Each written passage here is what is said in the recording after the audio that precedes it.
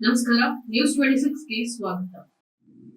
ಮಾನವೀಯತೆ ಮೆರೆದ ಡಾಕ್ಟರ್ ಪ್ರಭುಗೌಡ ಲಿಂಗದಹಳ್ಳಿ ದೇವರಹಿಪ್ಪರಗಿ ಮತಕ್ಷೇತ್ರದ ಹಂಚಲಿ ಗ್ರಾಮದ ಬಡ ಕುಟುಂಬದ ವ್ಯಕ್ತಿ ಯೋಗೇಶ್ ನಾವಿ ಇವರು ಇತ್ತೀಚೆಗೆ ರಸ್ತೆ ಅಪಘಾತದಲ್ಲಿ ನಿಧನರಾದ ಹಿನ್ನೆಲೆಯಲ್ಲಿ ಇವರ ಮನೆಯಲ್ಲಿ ಕೆಪಿಸಿಸಿ ರಾಜ್ಯ ಪ್ರಧಾನ ಕಾರ್ಯದರ್ಶಿ ದೇವರಹಿಪ್ಪರಗಿ ಮತಕ್ಷೇತ್ರ ಕಾಂಗ್ರೆಸ್ ಪಕ್ಷದ ಉಸ್ತುವಾರಿಗಳಾದ ಡಾಕ್ಟರ್ ಪ್ರಭುಗೌಡ ಲಿಂಗದಹಳ್ಳಿ ಅವರು ಭೇಟಿ ನೀಡಿ ಕುಟುಂಬದವರಿಗೆ ಸಾಂತ್ವನವನ್ನ ತಿಳಿಸಿದ್ದಾರೆ. ಆರ್ಥಿಕ ಸಹಾಯವನ್ನ ಕೂಡ ಮಾಡಿ ಮಾನವೀಯತೆಯನ್ನ ಮೆರೆದಿದ್ದಾರೆ. ಶುಕ್ರವಾರ ಮೃತ ವ್ಯಕ್ತಿಯ ಮನೆಗೆ ಭೇಟಿ ನೀಡಿದ ಅವರು ಕುಟುಂಬದ ಸದಸ್ಯರಿಗೆ ಸಾಂತ್ವನ ಹೇಳಿ ಧೈರ್ಯ ತುಂಬಿದ್ದಾರೆ. ಈ ಸಂದರ್ಭದಲ್ಲಿ ಮಾತನಾಡಿದ ಅವರು, ನಿಜಕ್ಕೂ ಇದು ನೋವಿನ ಸಂಗತಿ, ಹೀಗಾಗಬಾರದಿತ್ತು. ಆದರೆ ವಿಧಿಲಿಖಿತ, ಯಾರಿಂದಲೂ ಏನೂ ಮಾಡಲು ಸಾಧ್ಯವಿಲ್ಲ. ನನ್ನ ಕೈಲಾದಷ್ಟು ಈಗ ಸಹಾಯ ಮಾಡಿದ್ದೇನೆ. ಅವರ ಮಕ್ಕಳ ವಿದ್ಯಾಭ್ಯಾಸಕ್ಕಾಗಿಯೂ ಸಹ ಸಹಾಯ ಮಾಡುತ್ತೇನೆ.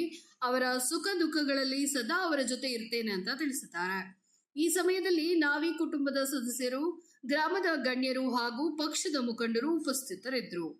ವರದಿ ಉಸ್ಮಾನ ಭಾಗವಾನ, ನ್ಯೂಸ್ 26 ಕನ್ನಡ, ತಾಳಿಕೋಟೆ.